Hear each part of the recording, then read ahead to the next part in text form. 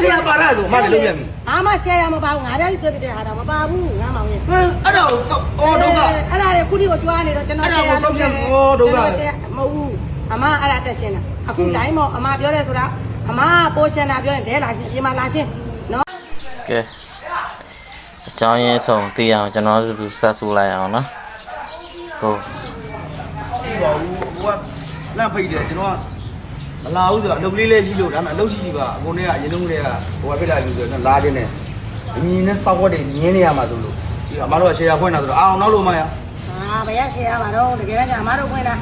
ဇော်မောင်ဆိုတဲ့နာမည်နဲ့ဖွင့်တော့လည်းအမတို့ဖွင့်တာဒါပေမဲ့ညာလည်းအမတို့ကဒီဟာကြီးကိုဖွင့်ရင်လို့မဟုတ်နားလည်းမလဲဘူးသူကနေပြီးထောင်ဝါလွတ်လာတော့ကျတော့ဘာလုံးမှလည်းမရှိဘူးနော်ပြင်မာတော့ရဲရဲမထွက်ရဘူးဖြစ်နေလာတာတော့မှကိုဘုံဘုံလေးကိုအိမ်ကိုလာတာအဲ့ခါကျတော့ကိုကဘာမှဒီသူနားဘူးနာကြာလာပြီကြာတော့ဒေါ်လေးရဲလောက်ပါတစ်ခါလည်းမဟုတ်တစ်ခါလည်းမဟုတ်ဒီဆိုင်ကြီးဖွင့်ရမှာခဏခဏနားဘူးတော့ဒေါ်လေးကသူ့နာမည်နော်ဘာမှလည်းဟိုဒီနာမည်နဲ့ကောင်းလားမကောင်းလားကိုမရွေးတော့ဘူးကွာကဲအဲ့ဒါဆိုမင်းစူးစမ်းပါလားစူးစမ်းမပေးစူးစမ်းရင်ဒီလိုလိုကားလာမှမဖြစ်မှာနော်ကားတန်းနေညာနော်ဆက်ဆိုင်ထုတ်ပြီးအကုန်လုံးသူ့ပတ်စံတရားမှမပါဘူးရှယ်ယာဆိုသူပြောတာအခုလည်း line ပေါ်တက်ပြီးဒါမှန်တိုင်းကစီလို့လည်းပြတဲ့ကိစ္စတို့ဝင်ရှင်းကြမလို့သူပြောတဲ့စကားထဲမှာအရင်တော့ share လုပ်ခဲ့တယ် तू ကပဲတို့ကောင်းစားအောင်လုပ်သွားပြီနာမည်ရအောင်လုပ်တယ်လို့ तू ကဘယ်နှလားမှမရှိဘူးလုပ်သွားတယ်အလုပ်ကငါတို့ဒီဟာကြီး तू မရှိရင်တော့တန်းလိုင်းနေရတော့ပါပဲဆိုတဲ့အချိုးချိုးသွားတယ်ပြောနေတာတော့ပြင်မလာရှင်းရပြင်းတဲ့ဒီစကားပြောမှာရှင်းလေဒီစကားပြောနောက်တဲ့ဒီစကားပြောမှာအမေကတခုမှပြောဘူး तू ထောင်ထွက်လာကြီးကိုဘာမှစပိန်တောင်စီးကြမဘူးကွာမသိပါဘူး share လုပ်တာဆိုအဲ့ကြောင့်ပြောမလာတာဆိုင်ဘူးဘာရှယ်မမဟုတ်ဘူးအခုလမ်းခွဲတဲ့အထိနော်အမားတို့မသိပါဘူးပြပြလဲလဲစီပြိုးလာတယ်ဆိုတာလဲစီပြိုးကသူနဲ့ပတ်သက်မှတို့ကသိရတယ်သိရတော့စီပြိုးဘာကောင်သူပြောတယ်လို့ပေါ့လမ်းဘေးခွဲတော့စီးပွားရေးအုံနောက်ရှိတယ်လမ်းဘေးခွဲတော့ဘယ်တော့မှအိမ်မှာမတင်ဘူးဆိုတဲ့စကားအဲ့ဒါကိုလည်းပြောလိုက်အောင်ဩမနက်ကပြောတော့မှတွေးလိုက်တယ်ဘုမတော်မမထားသေးတယ်အဲ့ဒါကိုလည်းပြောလိုက်အောင်မယ်စီပြိုးကလမ်းဘေးခွဲလားလမ်းဘေးတစ်ထေးလားမသိဘူးသူလည်းလမ်းဘေးခွဲလားလမ်းဘေးတစ်ထေးလားသူစီကဘာမှမမျောနေပဲနဲ့ကိုထောင်ဝထွက်လာပြီးအိမ်ပေါ်မှာတင်ကျွေးထားပြီးတော့မှဘဲကြောင်ညာရိုက်ချင်တဲ့ကိုကားနဲ့ကိုလိုက်ပို့တယ်ဘာလုံးချင်တဲ့လိုက်ပို့နေနော်ပြီးတော့ကျတော့သူ့ကိုငါစီးပွားရေးနဲ့ပေါင်းတာလည်းမရှိခဲ့ဘူးပြောမှန်းရင်ပေါင်းခဲ့ပြီပြောကားပါပြီပြောကားပါဒါတော့လာတွေ့တာတွေပါကိုကလည်းစတားစီးစီးရမလို့ကိုရင်လည်းမရှိသေးတာနော်ကိုတာလည်းမပြောတတ်ဘူးလိုတာလည်းမပြောတတ်ဘူးဒီမှာဒါဒီလိုပဲပြောတတ်တယ်ကိုပွင့်လင်းလင်းသမားနော်နည်းနည်းတစ်တော့ကဟိုကြည့်တဲ့လူတွေလည်းနည်းနည်းပြောတာလေးတော့လို့ရိုင်းသွားရင်လည်းခွင့်လို့ပါလို့နော်တောင်းမှန်တယ်ကိုရင်ထဲမှာခံစားရတယ်ကိုမတူတယ်ငါမောင်အဲ့ဒါရင်ခံစားခဲ့ရတာငါမောင်လည်းမသိရင်သူကတကယ်ကျွန်တော်မသိပါဘူးတိတော့ပေါ်မှာကျတော့မအေးပေါ်လည်းကောင်းတယ်ကိုဖြစ်တာကိုပဲသိတယ်အောင်နော်ညားပေါ်မှာသူတအားရိုးသားနေကျွန်တော်မသိဘူးလေတို့ကပြင်မာတဲ့ဒီဇိုင်းတယ်ပြောရင်သိပါဘူးဗျာသူနဲ့ share ဖွင့်ပြီးတော့ဟောဒီလိုလုပ်ရပေါ့နော်သူနောက်ကလိုက်လို့စီလို့တို့ကသိတာငါမောင်သူနောက်ကလိုက်လာလို့သိတဲ့ဟာကိုတို့ကနေပြီးသမင်းနဲ့တင်ကျွေးသူနဲ့ပတ်သက်မှာနော်ဝိစားလေးဝယ်ပေးအဲ့ဒီလောက်ခဲ့တဲ့မြစ်တာကြောင့်စီပြောကသူနဲ့လမ်းခွဲတော့တာတို့ဒီလာမယ်ကြုံမပြောဘူးသူကျွေးမွေးတာဆိုလက်ဆိုင်လည်းသူပေးတာမဟုတ်ဘူးလားဘာလာလာမှမရလို့ဒီကလေးကသူ့ဟာသူဟိုလုပ်ငန်းလေးလုပ်ပြရတယ်လို့ခွင့်တောင်းမှလာတာငါတို့လည်းပြဿနာတက်လိမ့်မယ်မလာခဲ့ပါနဲ့အဲ့ဆိုမနက်ကသူပြောနေတာစီပြောကြောင်ပြောနေတာဗါတဲ့ तू ကပခုံးထမ်းပြီးတင်ပေးတယ်ဆိုတာဘာပခုံးထမ်းတင်ပေးတာတော့သူတို့ကကျွန်တော်အဲ့ဒါကြောင့်ဟိုတခါလေးရတယ်ကျွန်တော်ပြန်စဉ်းစားကြအော်ကျွန်တော်အင်တာဗျူးမှာတက်လာကြတဲ့ကကျွန်တော်စလိုက်တောင်လမ်းပြောသေးတယ်စီပြောလေးတော့လိုသုံးဖြစ်တော့မယ်ဒီကောင်ပဲချိန်ခံရမယ်မသိဘူးဘလို့ဒီစောင်းမှာခွေးသက်ခင်းနဲ့အရာတွေကျွန်တော်လူတစ်ယောက်ကိုပေါင်းလို့ရှိရင်အခုမလို့ရှိလာနော်အမပတ်စံရှိလို့ကျွန်တော်ဖားပေါင်းရအကြောင်းမရှိဘူးဟုတ်တယ်နော်အမပတ်စံရှိရင်ကျွန်တော်ပတ်စံရှိရင်မဆိုင်ဘူးအဓိကကျွန်တော်ပြောတာလူကိုလူလိုပေါ့စိတ်တကြီးကဘာတော့ဆိုတော့50လီသူကလိုရင်ပေါင်းတယ်ဗျာငါတောင်းလိုချင်တယ်ဒီကိစ္စကိုဒီလူတစ်ယောက်ကိုကူညီရမယ်သူလိုအဲ့လိုသူပေါင်းလိုက်တယ်သူမလိုကအဲ့လိုကန်ထုတ်ပလိုက်တယ်အဲ့လိုဖြစ်တာကွာကျွန်တော်အိမ်မှာနော်ဒီကောင်လေးကျွန်တော်နဲ့လူတွေလောက်တော့ကျွန်တော်အိမ်မှာနေတယ်အိမ်မှာ2လ3လလာနေတယ်မင်းရကစာ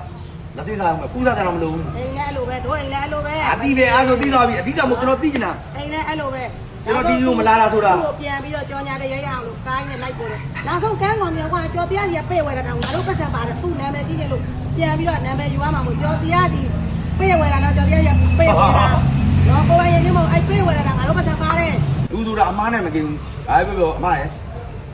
စီပြိုးလေးဆိုတာကျွန်တော်ပြောတာရင်စီပြိုးသူ့ရှိမှလုပ်တယ်လာသာပေးခမင်းကျွေးကိုညီလိုနေတာလေတကယ်ချင်းစီပြိုးအိမ်မှာတကောင်ခမင်းလိုက်စားဘူးတဲ့နော်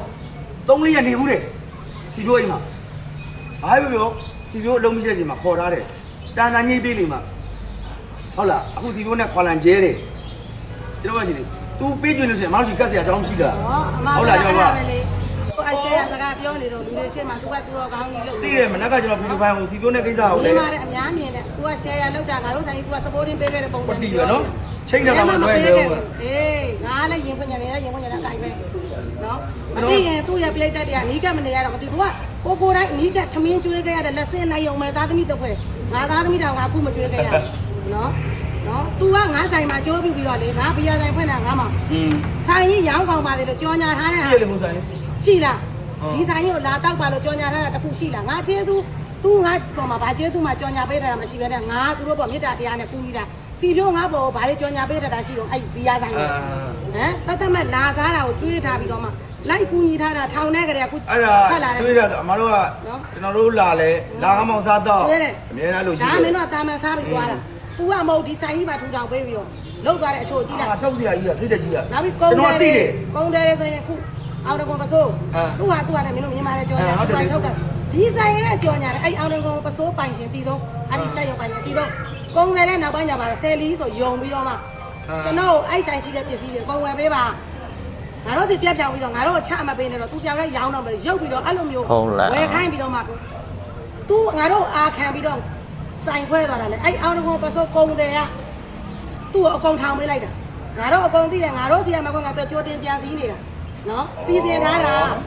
ာသူကငါတို့နဲ့ခွဲမှာဆိုင်ဖွင့်တာမဟုတ်ငကိုကလည်းကြံစီထားတာငကိုတွေကမတို့နဲ့အဲ့ဒီကနဲ့ဂုံးတိုက်ထားတာဗောဒါဒီပြီးသားပါတာ ဘုံလေးလည်းကိုလည်းသိအောင်ပြောချင်တယ်နော်တစ်ထဲဝယ်လဲကိုယ့်ရဲ့ customer နှစ်ထဲဝယ်လဲ customer အများနဲ့ကိုယ့်ကိုဘယ်သူကရင်အားပေးတာအဲ့လိုသိတဲ့တရားရှိရမှာဒီလိုမျိုးလုပ်ငန်းတာမျက်နှာလိုက်ပြီးဆယ်လီမတွေရိုးရိုးလူမတွေရွေးနေမယ်ဆိုရင်ပုံတယ်တွေလည်းရေးချင်မမြဲနိုင်ဘူးဒါပွင့်လင်းဆုံးပြောတာမဟုတ်ရင်ဒဲလာရှင်းကြည့်လားနော်ဒဲလာရှင်းအဲ့ကုန်းတယ်တွေကိုလည်းပြောရဲတယ်ငါတို့နဲ့သူတို့နဲ့လမ်းခွဲချိန်မှာပံပိုးပြီးတော့မှရော့ဆိုပြီးထူထောင်ပေးလိုက်တာအဲ့ဒီအောင်မြင့်မြင့်အောင်တကွန်ပစိုးပိုင်ရှင်လဲသူကငါတို့နဲ့ရင်လက်တွဲတာနောက်ပိုင်းသူ့ဘက်ကပါသွားတာဖြစ်လာလိမ့်မယ်ငါမှမကူနဲ့ ကုန်းတယ်တရားပဲရှိတာမဟုတ်ဘူးဖြစ်လာလိမ့်မယ်နော်ကျွန်တော်တခုခုတစ်တော့မှတွေးပြီးဆိုရင်ကျွန်တော်အများနဲ့ပြောပြတယ်ဖြစ်တော့မယ်တခါလေးကျွန်တော်ဒလိုက်ကိုကျွန်တော်လန့်လန့်ပြောပြတယ်လူသုံးတော့ဖြစ်ကြပါမတို့ဆိုင်ဖွင့်တယ်ကျွန်တော်ထင်ပါတယ်သူကပြောတာလူသုံးမယ်လေတစ်တော့မှတွေးတာအော်ဆရာဖွင့်တော့မောင်းနေကြဘူးနော်မတို့တော့ထောင်လိုက်လို့သူကနောက်ထပ်ကူးလို့လွယ်သွားတာပါကွာနော်ထောင်ရတာကြီးဘာမှလည်းပြောရမယ်ဆိုကွာဘိန်းအောင်စီးကြမရှိတဲ့ဟာငါတို့ကလိုက်ပံဖို့ပြီးတော့မှကြော်ညာရိုက်မယ်ဆိုလဲကားနဲ့လိုက်ဖို့ကနော်ကြော်ညာရိုက်တဲ့လူတွေနောက်ကဟိုကင်မရာမန်တွေအကုန်လုံးဖွဲ့စည်းတွေကျွေးမယ်ဆိုလဲထမင်းကျွေးဖို့အမကျွန်တော်တက်ခါရတယ်ဟုတ်ကဲ့မှလည်းတော့မဟုတ်အခုသူတော်900ဆောင်ပြီးစကားပြောနေလေပို့ပြီးသူတို့ပြောတဲ့ပုံစံဆိုလို့ရှိရင်တော်တော်ကုရုကန်ကောင်းတဲ့လူပဲနော်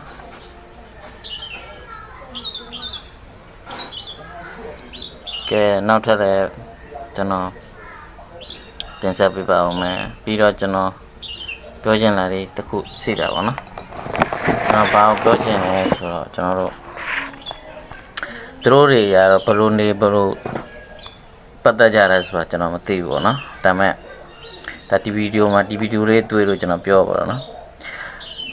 ကျွန်တော်လွန်ခဲ့တဲ့ဒီဘယ်လောက်ရှိမလဲရက်20ကျော်ဝန်းကျင်လောက်ရှိမယ်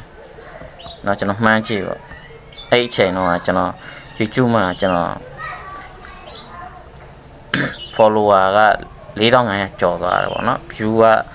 ကတကယ်ကျော်သွားတယ်အဲ့မှာကျွန်တော်နိုင်ပေါင်း2000ကျော်သွားတဲ့ချိန်မှာကျွန်တော်မှာအဆက်အသွယ်မရှိဘူးเนาะဒီ monetization ရှာဖို့ဝိုင်းပြီးချိတ်ဖို့ပေါ့နော်အဆက်အသွယ်မရှိတော့အဲ့ကိုဇော်ဝင်းမဆိုတော့ဘာဆိုတာမသိဘူးသူဒီကျွန်တော်ရဲ့ Facebook account မှာကျွန်တော်တွေ့လို့ပေါ့နော်တွေ့တော့သူကဖုန်းနံပါတ်တင်လာတော့သူကအထည့်ရောင်းဆိုတော့ကျွန်တော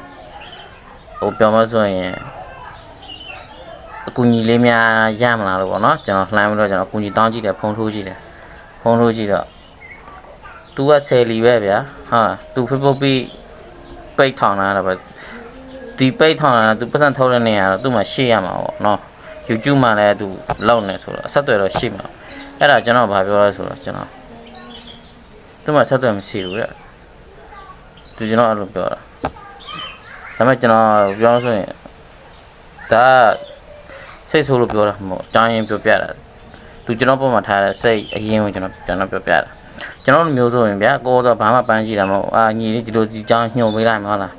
ကိုပြောမှဆိုရင်လူတစ်ဖက်သားအဆင်ပြေသွားရင်ကိုလည်းကုလို့ရတယ်လေဒါပေမဲ့သူတို့စိတ်တဲ့ကြတော့ဒါအကောင်းဆုံးလို့ကျွန်တော်မပြောဘူးเนาะဒါကျွန်တော်ကိုယ်တိုင်သူ့ကိုလည်းဖုံးဆက်ပြီး